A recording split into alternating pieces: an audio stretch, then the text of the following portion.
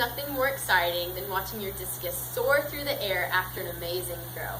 Now, throwing the discus may seem very easy or not take a lot of effort. However, I know that the discus throw takes a lot of technique. Now, being a small person, I don't necessarily have the height or the strength like normal throwers do to throw the discus, so I know that technique is very important. Today I will be demonstrating 3 types of technique: the standing throw, the South African, and the full turn. My first demonstration will be the standing turn. This is the simplest form of the discus technique. To start out, you stand sideways facing the direction that you will be throwing. You want to make sure you keep your knees bent at all times. Then you reach backwards with the discus like this.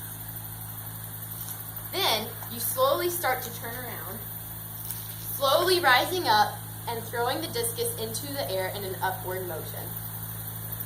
This is, again, the simplest form of the discus technique. The next technique I will talk about is the South African throw. Now, this one is a little more difficult than just the standing throw. There's a lot more turns involved in it. For this throw, you would start at the back of the ring, again facing the direction you would be throwing. You want to start with your left foot in the ring and your right foot behind you. The next step you take is your right foot and plant it right in front of your left.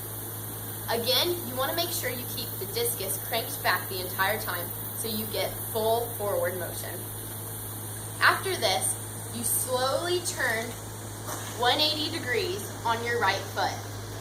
And then again, follow up, throwing the discus in an upward motion. For a tip for this, you will want to make sure you glide or slowly turn across the ring, not step and plant. This is how you do it.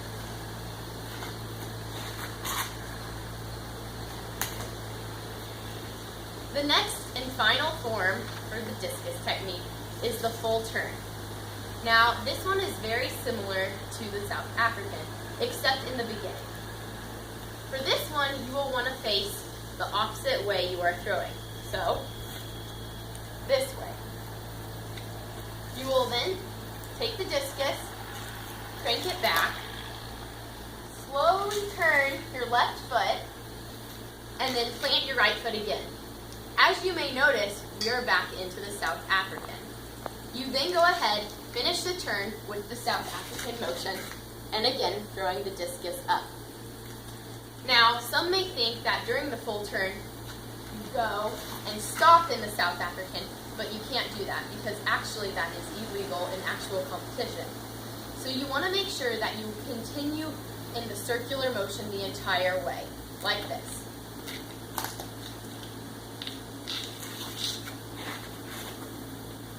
That way, you can throw the discus full force ahead.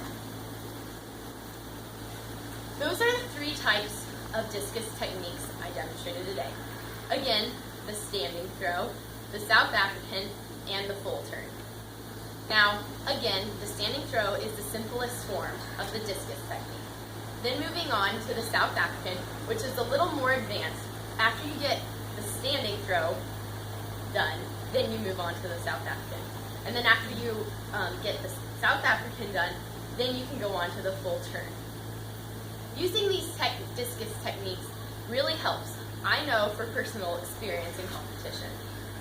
Most throwers in the discus event use the full turn in the discus competition. And I know that these techniques really work. And if you follow these techniques well, this is what you will get in result.